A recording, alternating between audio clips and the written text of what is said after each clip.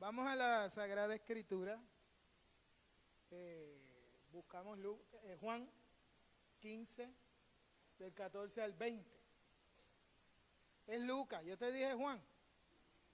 Sí, es que me confundí de evangelista. Como ellos son bien panas. Es Lucas. Lucas 15, del 14 al 20. Ellos se copiaron todo entre ellos. Ahora sí, ese. Dice, cuando ya lo había gastado todo, sobrevino una gran escasez en la región y él comenzó a pasar necesidad. Así que fue y consiguió empleo con un ciudadano de aquel país, quien lo mandó a sus campos a cuidar cerdos. Tanta hambre tenía que hubiera querido llenarse el estómago con la comida que daban a los cerdos, pero aún así nadie le daba nada. Por fin recapacitó y se dijo, ¿cuántos jornaleros de mi padre tienen comida de sobra y yo aquí me muero de hambre? Tengo que volver a mi padre y decirle, papá, he pecado contra el cielo y contra ti. Ya no merezco que se me llame tu hijo, trátame como si fuera uno de tus jornaleros. Así que emprendió el viaje y se fue a su padre. Todavía estaba lejos cuando su padre lo vio y se compadeció de él. Salió corriendo a su encuentro, lo abrazó y lo besó. Padre Dios del cielo, estamos ante tu presencia y hoy más que nunca, Señor, te agradecemos tu compasión. Esa compasión que se acerca, esa compasión que corre hacia nosotros, esa compasión que nos ve en la distancia y que nos ama. Padre, ministra nuestras vidas, nuestros corazones en este día, haz sensible nuestra alma a tu palabra y que podamos reflexionar en ella y sobre todo ponerla en práctica como tú, oh Padre Santo, anhela. En el nombre de Cristo Jesús. Amén y amén. Este relato es hermosísimo, una de las parábolas más extraordinarias de las que nuestro Señor Jesucristo ha relatado. Y hoy yo quiero que nos acerquemos a ella desde un enfoque un poquito distinto, ¿no? Primero, y esto lo he mencionado antes cuando he hablado de este relato, siempre se le llama el hijo pródigo, pero realmente el protagonista es el padre. Y es el padre amante, el padre compasivo, el padre misericordioso. Y ya desde ahí quiero que empecemos a mirar este relato. Lo segundo es que no lo espiritualicemos tanto. A veces nos acercamos y quiero decir esto y aclararlo. Usted dirá, pastor, que no seamos espirituales leyendo la Biblia. No, espiritualistas. Porque una cosa es ser espiritualista, otra cosa es ser espiritual. El espiritualista está como que elevado en una nube y nunca aterriza. El espiritual se conecta con su humanidad, se conecta con Dios, pero se conecta con su humanidad. Y esa es la espiritualidad que siempre Jesús promovió. Jesús nos promovió una espiritualidad de no siento nada, está todo chévere, está todo aquí, no pasa nada y nada viene contra mí. No. Jesús promovió una espiritualidad con los pies en la tierra. Y él siempre decía, en el mundo tendrán aflicción, pero confíen. Yo he vencido al mundo, eso es espiritualidad. Jesús siempre estuvo en contacto con el ser humano y con sus necesidades. Y desde esa perspectiva yo quiero que empecemos a mirar este relato tan conocido. ¿Ok?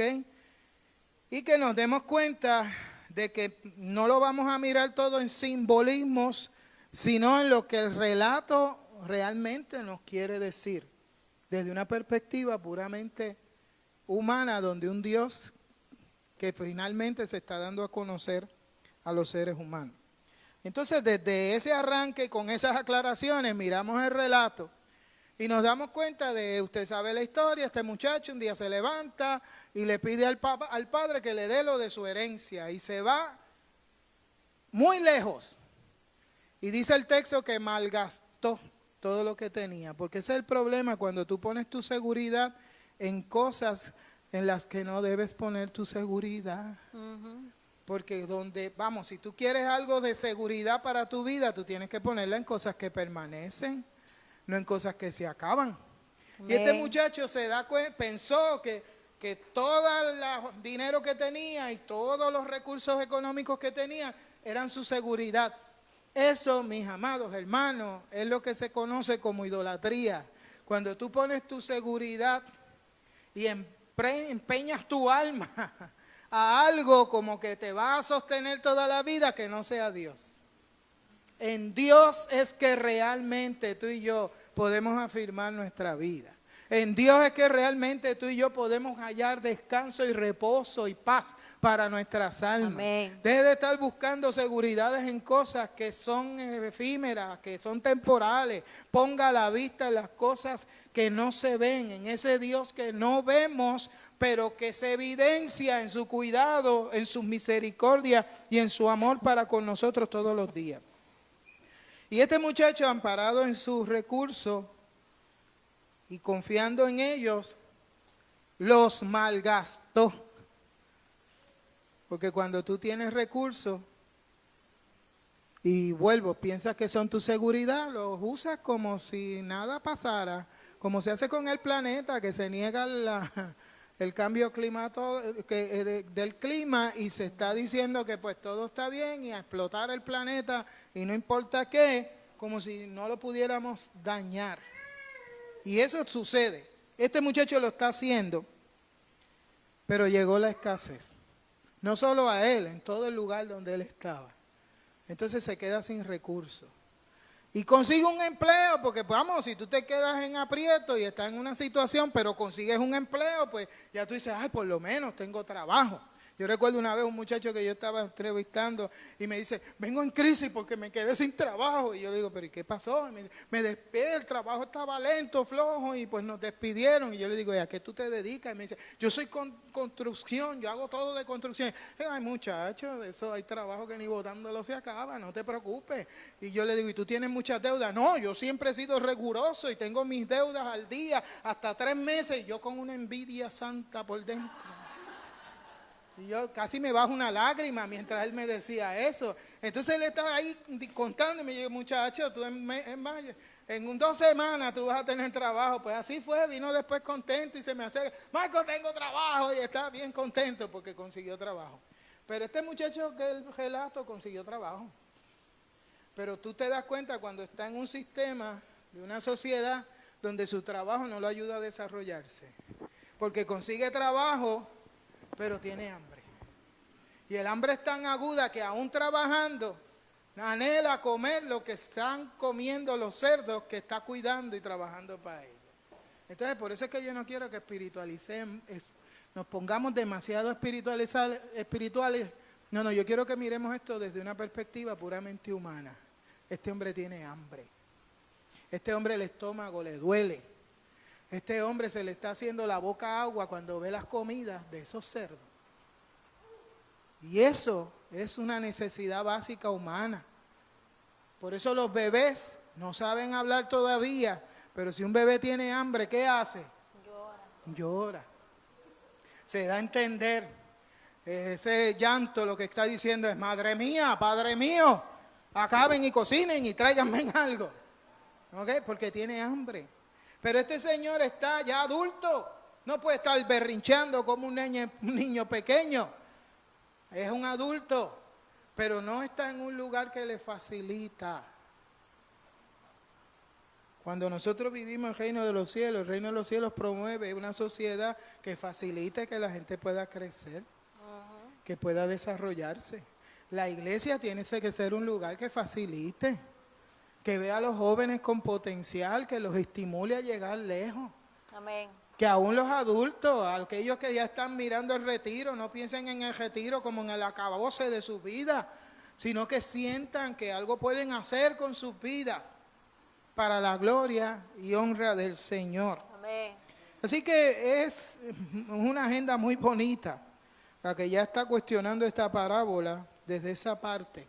Ahora, ¿por qué sigo trayendo esto? Porque usualmente cuando miramos el pasaje nos damos cuenta que el muchacho en medio de esa hambre, de hecho en una ocasión yo hablaba con un muchacho que me decía, yo nací en la República Dominicana y me crié en Cuba, yo sé lo que es pasar hambre, yo sé lo que es estar semanas en casa sin tener nada que comer. Yo recuerdo unos hermanos de la República Dominicana que fueron a hacer una actividad de congreso en Cuba y ellos me contaban con mucha agonía y mucha tristeza. Me decía, pastor, los hermanitos de Cuba nos dicen, pasen al comedor para el desayuno. Y cuando pasamos, tenían un jugo de China en un vaso. Y todo el mundo agarró su juguito y se lo tomó. Y todo el mundo como que esperando a ver si venía algo más. Hasta que se dan cuenta y se miran unos a otros y esto es todo. Ese era el desayuno. ¿Ok? Así que a veces, vamos, yo recuerdo una ocasión mi mamá me contaba, cuando ella estaba con mi hermana mayor sola, mi mamá fue un tiempo madre soltera y criando a mi hermana sola, estaba batallando con los recursos de alimento. Y ella me dice, pues, tenía un arroz encima de la mesa, lo íbamos a comer y me doy cuenta que una cucaracha le está pasando por encima. Y no hay más nada. Y ella me dice, pues yo la sacudí y seguimos comiendo. ¿Qué vamos a hacer? Se pasan hambre. Por eso es que yo no quiero que nos distanciemos de eso. ¿Por qué? Porque lo que voy a decir ahora no quiero que desacreditemos a este muchacho, porque él dice volviendo en sí. Y tradicionalmente miramos ese volver en sí como el proceso de conversión. Pero si lo miramos desde esta perspectiva, este muchacho lo que está surgiendo en él es cuando tiene esa hambre, cuando está ya casi diciendo, sería bueno que yo con un cantito de esta comida que Porky Pig está comiendo aquí. Y entonces se dice a sí mismo, en la casa de mi padre no se pasan estas cosas. En la casa de mi padre hay abundancia de pan. Allí se come bien. Allí a la menor provocación el padre hace una fiesta y todos los que trabajan para él guisan y comen. Sobreabunda la comida. Así que el volver en sí de él no fue un acto, si lo miramos desde esa perspectiva puramente humana, no es un arrepentimiento. Es que está diciendo, qué buena idea se me ha ocurrido, en casa de papi hay comida, porque yo estoy aquí pasando hambre. Déjame ver si voy allá y lo convenzo y me recibe. Y ese es el volver en sí de él. Así que imagínense aquí, haga el ejercicio mental. Si él está allí con hambre y no ha comido bien, ha perdido peso en una de las dietas que nadie quiere, porque si algo quiere la gente, ¿verdad, Sara? Es no pasar hambre cuando están a dieta. Y ese a veces es el anuncio de la gente, busque tal cosa y tome tal cosa y va a perder peso sin pasar hambre. Y entonces nos da un terror pasar hambre. Pues este muchacho está con hambre y para no comer lo que comen los cerdos, decide ir en casa a su padre. No dice el trayecto, no dice la ruta, pero no estaba al lado. Porque originalmente dice que se había ido lejos. Así que recorrió, si no tiene para comer, posiblemente no tenía para transporte, tenía que caminar a pie. Así que imagínense cómo llega. Esmayado. Yo recuerdo que yo era de las personas, porque dice que la música calma a las bestias, ¿verdad? Pero la comida también. Yo recuerdo que yo salía del trabajo cansado, con hambre y mi estado de ánimo no era el mejor, llegaba así como con rostro de pitbull. Entonces Sara siempre me miraba y me decía, papi, ¿qué te pasa que no estás riéndote? Porque ella está acostumbrada a verme sonreído y yo entre mis brazos tengo un hambre que está acabando conmigo. Así que imagínense cómo iba este muchacho experimentando ese hambre, con una carga emocional, con una carga física, con un dolor en su alma, tratando de llegar y caminar. A lo mejor perdía el paso, a lo mejor se le hacía difícil el trayecto, pero estaba determinado a llegar a la casa del Padre porque sabía que allí había una posibilidad de comer y comer bien. Y él iba con un pedido: dame trabajo. Allá estaba dispuesto a cuidar cerdo, aquí yo hago lo que sea, dame trabajo para poder comer. Pero el Padre lo ve a la distancia.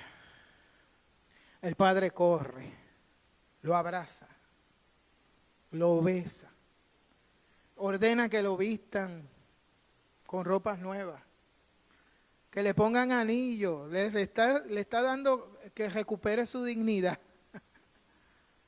Hace fiesta. El becerro gordo, como si hubiera haciendo un sacrificio por el perdón. Porque donde está ese Padre hay amor. Donde está ese Padre hay compasión. Donde está ese Padre es misericordia. Así que esa casa es lugar de misericordia, de amor, de comprensión. Es un Dios que le está acercándose a ese ser humano y en su necesidad tiene hambre. Se identifica y empieza por ahí. No le interesa nada más. Le interesa que ese muchacho se sienta que aquí puede comer. Es bien recibido para comer y puede comer bien. Pero que aprenda la lección mayor de su vida. Que en la casa del Padre no solamente hay abundancia de pan, hay abundancia de amor, de compasión, de misericordia, de nuevos comienzos, de restauración. Así que el Padre hace la fiesta, recibe a este muchacho, porque el Padre sabe que la misericordia no es frágil ni es débil. El Padre sabe que la misericordia, el amor y la compasión tiene poder para cambiar corazones. Que la misericordia, el amor y la compasión tienen poder para transformar el alma. Para afirmar su dignidad. Para hacerle saber que puede empezar de nuevo, no importa cómo haya malgastado su vida con todos los recursos que tiene. Así que el Padre los recibe, hace la fiesta, pero hay otro personaje en la parábola, es el otro hijo. El hijo mayor, el que siempre vivía allí, que representa al religioso de la época, a ese moralista estricto, firme en las reglas, en la moral, en hacer las cosas como Dios manda, porque quiere servir a Dios como Dios se le debe, pero está pasando por alto lo más importante que Dios quiere que aprenda: la misericordia, la compasión, invocando todo lo que se supone y se debe hacer. Se está resistiendo a todo lo que a Dios le apasiona, es amar y es tener misericordia. Entonces se queda afuera enchismado, porque eso es lo que hacemos muchas veces, nos enchismamos y nos vamos enojados para afuera. Wow, pero les dije, ¿cuál es el protagonista de la parábola? El Padre. Y el Padre amante, el Padre misericordioso, que dejaría de ser amante y misericordioso si solamente se concentra en el hijo que volvió y se olvida del hijo enchismado, engreído que está afuera. Dice que sale afuera a convencerlo para que entre adentro. Wow, yo no sé si usted me está siguiendo, pero ahí es que yo veo el amor de ese Padre.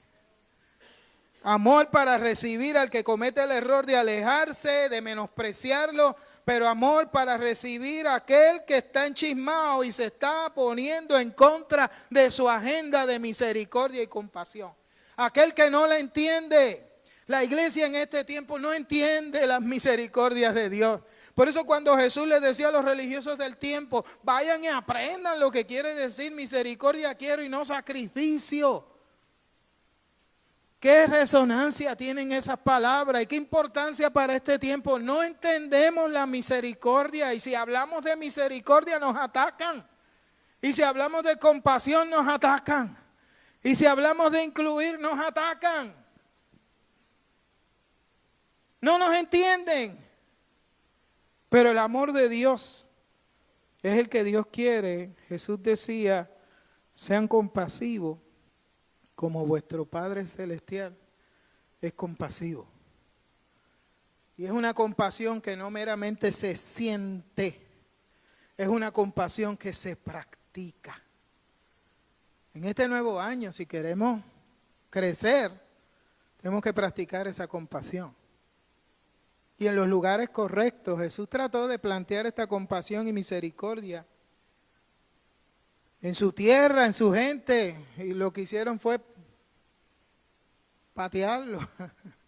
Cuando habló de misericordia, la gente se juntó para apedrearlo.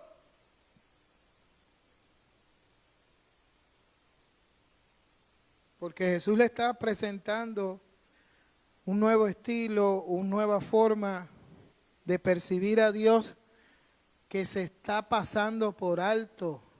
Lo novedoso no es que Dios lo anuncia por primera vez. Lo novedoso es que siempre ha estado ahí, no lo hemos atendido. Por eso los salmistas, hay un salmo que dice, porque su misericordia es para siempre. Por un momento será su ira. Los enojos de Dios pasan rápidos, pero las misericordias de Dios no se agotan, no se detienen, permanecen para siempre. Recuerdo este pastor cubano, compartía conmigo la habitación en unas reuniones del concilio. Y cuando nos estábamos preparando para salir de la habitación tenía una ventana así grande, como ese cuadro ahí. Y yo lo veo que él está parado así con su mano en la cintura mirando al horizonte. Y me dice, qué barbaridad. Y yo le digo, ¿qué pasó? Y él me dice, ¿cuánta tierra aquí? ¿Cuánta tierra hay aquí? ¿Y cuánto tropiezo se le pone al migrante que llega aquí? Y es un hombre que viene de Cuba, que vivió el régimen cubano, que me dice que los guardias se entretenían encejándolo en un cuarto y cuando abrían se estaban riendo y él muy pacientemente esperaba que lo abrieran como si lo estuvieran castigando como un nene pequeño. Tenía aquí una hermanita cubana en nuestra iglesia y nos contaba cómo tenía que robarse las gallinas de su propia casa, porque nada pertenecía a la gente, era el gobierno. Así que de noche para poder comer, ella salía y se robaba la gallina de ella, para cocinarla rapidito antes que se dieran cuenta y que pudieran comer algo. Pero ahora tengo este cubano que vivía eso, pero que está ahora en el lugar donde no se supone que se viva eso, y en un lugar donde se acaparaban las cosas, pasó a un lugar donde no se comparten las cosas. En ambos lugares falta misericordia, compasión.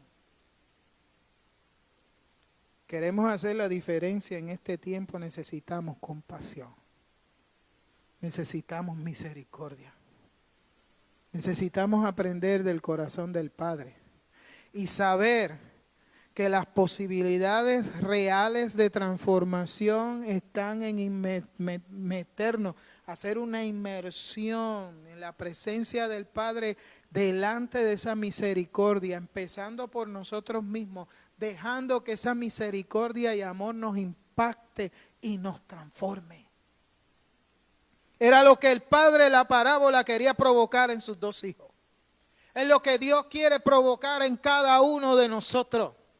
Buscamos su santidad, buscamos su bendición, buscamos sus promesas, buscamos que el Señor nos prospere en todo lo que hacemos, pero sobre toda cosa en esta mañana, hermano mío, hermana mía, te digo, busca de su misericordia, busca de su gran amor, busca de ese perdón restaurador, busca de ese Padre amante que te transforma y te transforma espontáneamente y no hay que decirte lo que tienes que hacer porque tú mismo comienzas a hacer con sensatez la vida en respuesta de ese amor de ese Dios que te recibe con abrazo o que sale desde el amor a persuadirte cuando estamos ensimismados en nuestras ideas.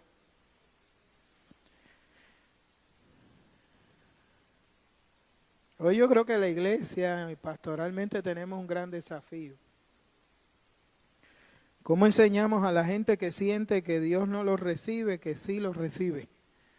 Yo siempre he contado y recuerdo a aquella persona que Merian y yo estábamos ministrando y le decimos, ¿nos permites orar? Y dice, Dios no me va a escuchar, Dios no me va a escuchar a mí. Y pasamos trabajo en convencerla de que Dios sí la amaba y la escuchaba. Pero tenemos el otro extremo de los que sienten que son los dueños, amos y señores de Dios y que los tienen en el bolsillo, como yo tengo en esta llave en mi bolsillo, tienen a Dios en su bolsillo y se lo echan ahí. Y son bien obstinados, con convicciones erradas, pero obstinados.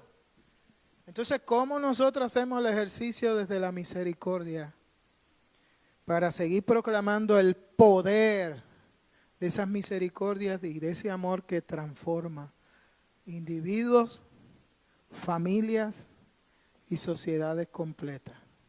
Comiencen esta semana mirándose a usted mismo con compasión y misericordia. Deje de ser tan duro o dura con usted. Comience esta semana mirando a los demás con compasión y con misericordia. Comiencen esta semana intercambiando actos de amor y misericordia. No busque nada más. Busque bondad. Busque hacer el bien y disfrute cuando hagan el bien hacia su vida.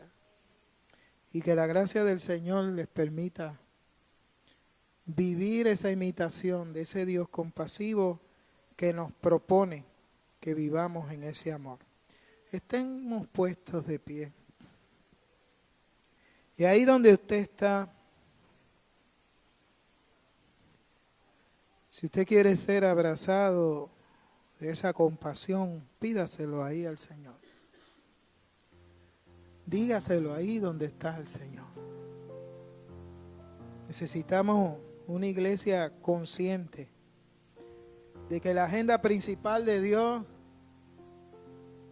no es condenarnos, no es juzgarnos. Jesús decía, yo no he venido a condenar al mundo, sino a que el mundo sea salvo. Jesús fue un agente de compasión y misericordia.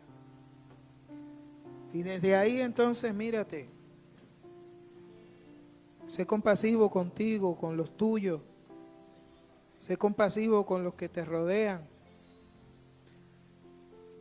Ahí donde es difícil practicarla, ahí donde tú quisieras hacer otras opciones, practica y esfuérzate en la compasión.